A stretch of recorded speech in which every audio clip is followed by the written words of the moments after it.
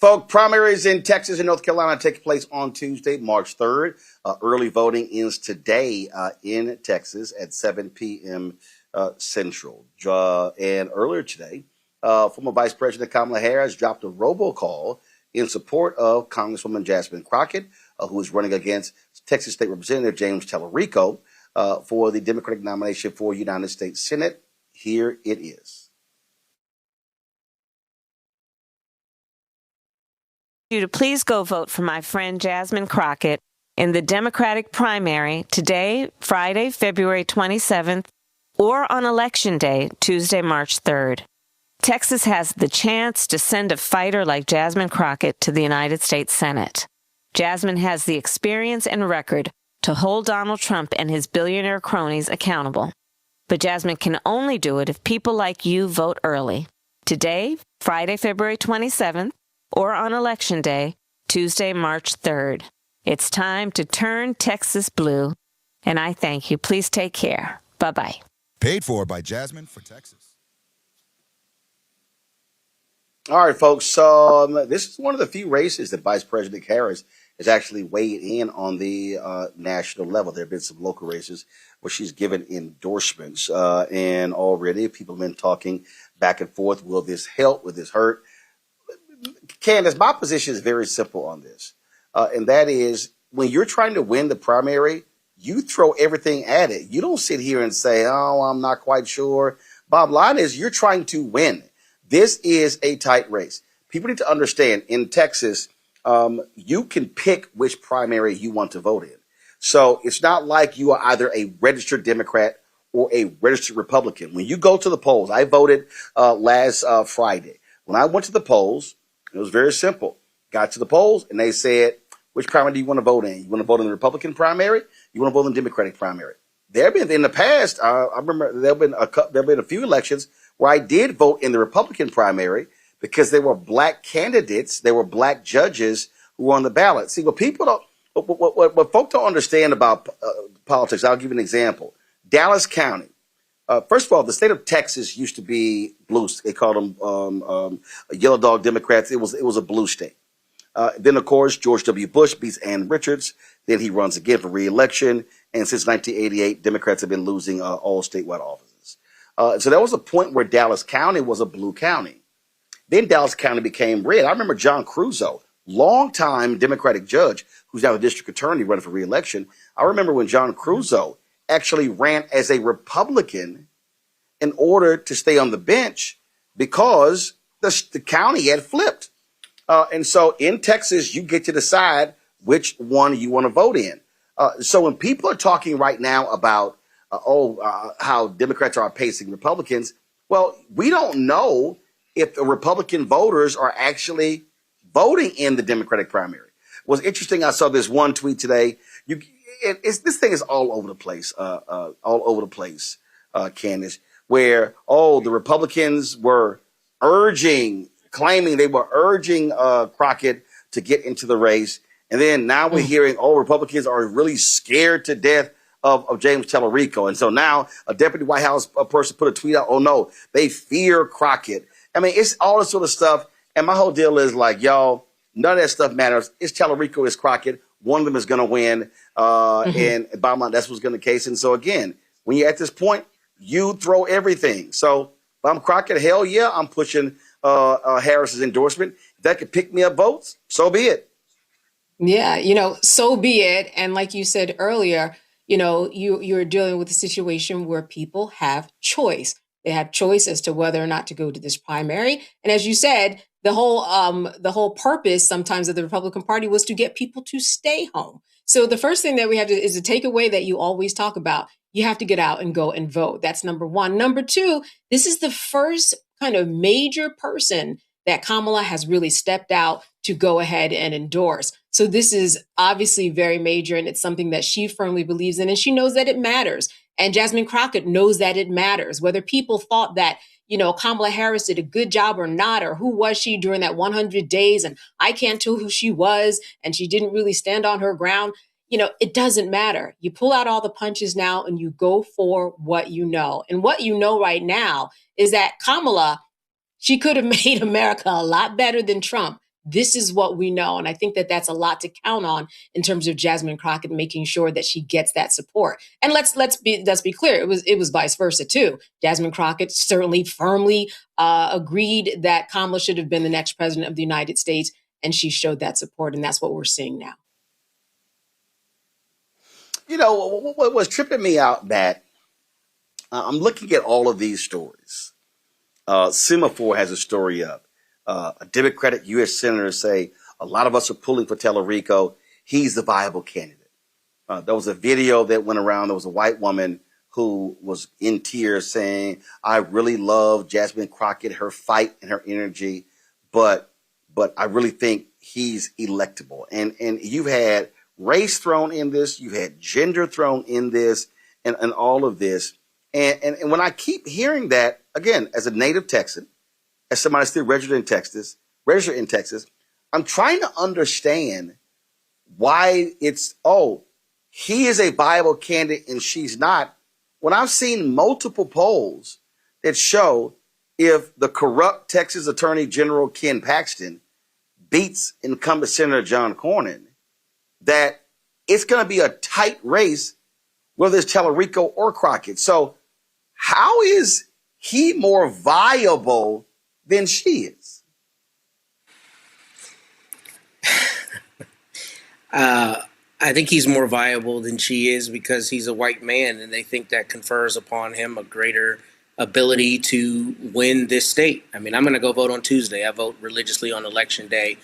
And I've always, thought that this is a failing of the Texas Democratic Party to not iron this out and have two very quality candidates, two candidates who are driving engagement in a way some other candidates have not in recent history, running for the same office. I mean, it just seems to me they should have figured this out. I don't know all the backdoor stuff, but it puts us in a bad spot. I think speaking directly to it, that's the issue.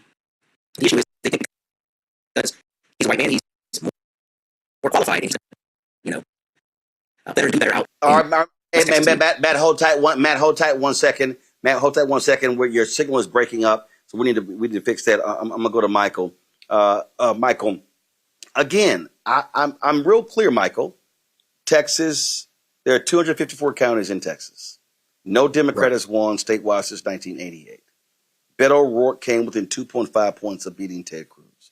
Colin Allred lost between about 10 points. When you look at the other races, it was blowout races that were taking place.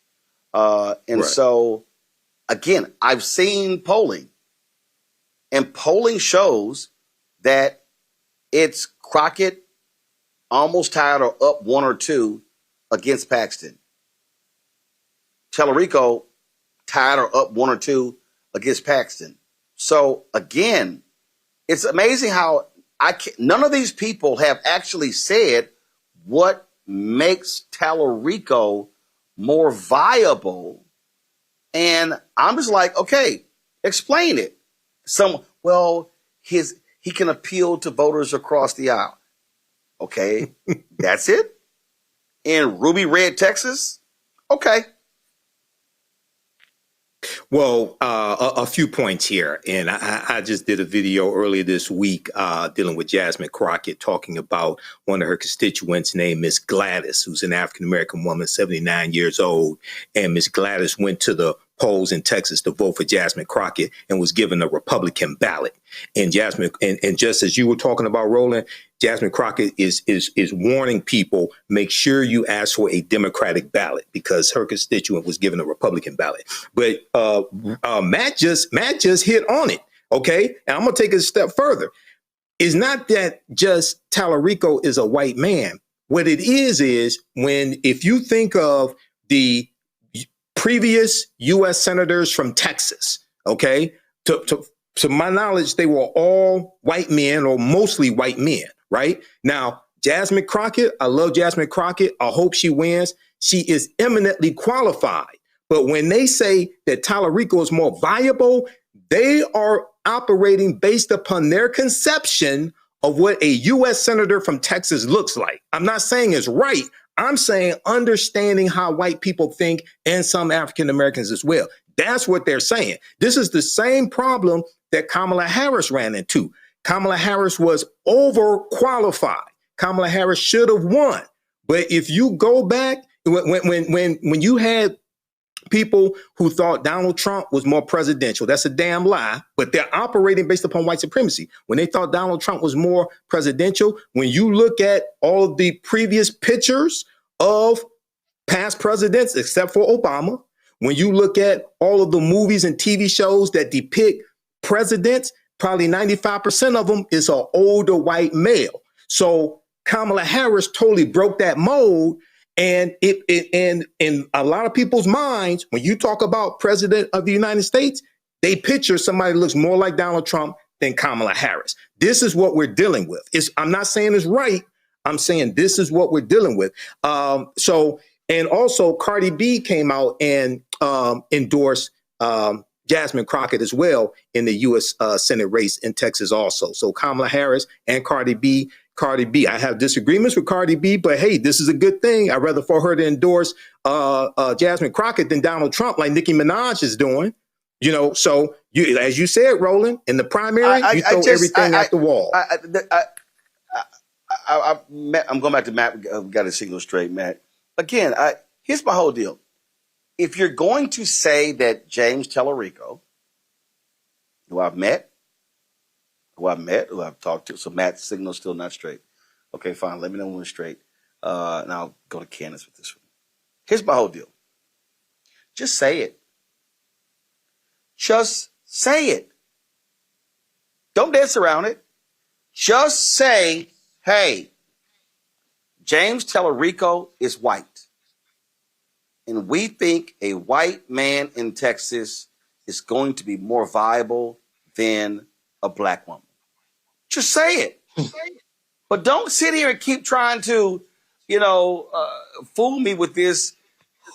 When you say who's more electable, again, say it. Yeah. Roland, I would say this. They are saying it, and they've always said it, and there have always been signifiers about what's being said. No. They're implying it. They're dancing around it. No. I don't want to infer anything. I'm saying in terms of the history of a black woman. I want them to say it. And I'm saying that black women recognize the signs. Black women recognize the signs anyway. When I'm at my job, on other black women, it ain't just black women. It's just black women. Right, but we're talking about black women. So I'm a black man. I hear too. Okay. But I want us to force them. I want us to force them to say, no. I want you to say it. Say it. Well, they're not going to say it. We got to force them to say it. This is what we deal with every day in our jobs, in our regular lives. They don't say it, but we know it. We know the nudges. We know the microaggressions. We know the wording. We know that you're not quite right for this part. We know what that translates into.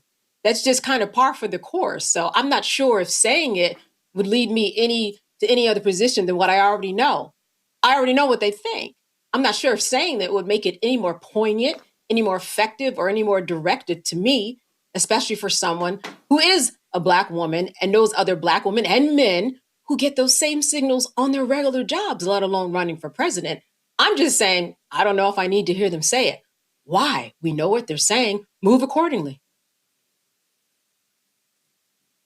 Listen, bottom line for me, with these folk, Michael, is I know the games they're playing, and what I'm not going to do is play these games and let them skirt and dance around what is going on. Not going to do it. Yeah. Not going to do it. And so we got Matt back. So let me go to Matt on this. We got Matt back. Matt, you were making a point here. I'm just not interested in playing games with these people, because here's the deal. They could say, well, look what happened to Kamala Harris. So therefore, what? You don't support a black woman? You got two black women who are part of the race to be the United States Senator in Illinois. You got a black woman and a black man who are running for United States Senate in Kentucky. So I'm not going to let these people play this game of, oh no, if you're black and you're a woman, you can't you can't be the senator. So therefore, we're gonna need y'all to stand down and we're gonna support the white candidate. My whole point is let the voters decide. If the voters decide in the Democratic primary on Tuesday that Tallarico is the guy, great. If the voters decide on Tuesday that Jasmine Crockett is the nominee, great. What the party shouldn't be doing is sending us these racially coded messages that are driven by race and gender. That's exactly right, especially when you consider the fact that Jasmine Crockett, her ascension has been extraordinary, but she's actually in the United States Congress. I really like James Tallarico. I don't have a disparaging thing to say about him. I think he's a great candidate. I think he's a candidate that is very competitive for the Democrats here in Texas. And I think I got cut off, but I was saying that, I think the Democratic Party should have had a lot more strategic planning than allowing this to happen. Notwithstanding all of that, I think you're exactly right. I think she's a black woman, and there is a per se fear that a black woman is just not going to carry the state of Texas, and more so that she's not qualified or, inherently as qualified as James Tallarico, which is wild because if you look at the United States Congress right now, there is no person in the United States Congress who has a bigger bullhorn than Jasmine Crockett, who's been more effective at countering the Republicans' rhetoric. So to me, just looking at qualifications, there's no question in my mind she is more qualified, if you look apples to apples. I think Tallarico is great. I think, we'll be in a good stead if we have him. But that's the issue. It's racially based. It's racially coded. And, the polling numbers, especially with Ken Paxton, who for some reason just does not seem to go away. Despite what he does, he's just always has a fighting chance. If she's polling better than him and he's polling better than Cornyn, and I could be wrong on that last part, then it makes sense that, people should really be looking at who has the actual chance to win. And it's most certainly her. And I'll tell you, she came here a couple months ago. I had the pleasure of introducing her. And if you look at social media, there were all of these people who are diehard blue folks here in Corpus Christi who were saying, I'm supporting Tallarico. That's why I didn't come out to her event. He's got a better chance of winning. And it's only based on how he looks. It's only based on the fact that they think he's striking the right, tone with his nod to Christianity and his affect and all of that. But looking at qualification, she's the more qualified candidate in my eyes. And a lot of Democrats are overlooking that because they don't think she's got the right phenotype despite having the right fight.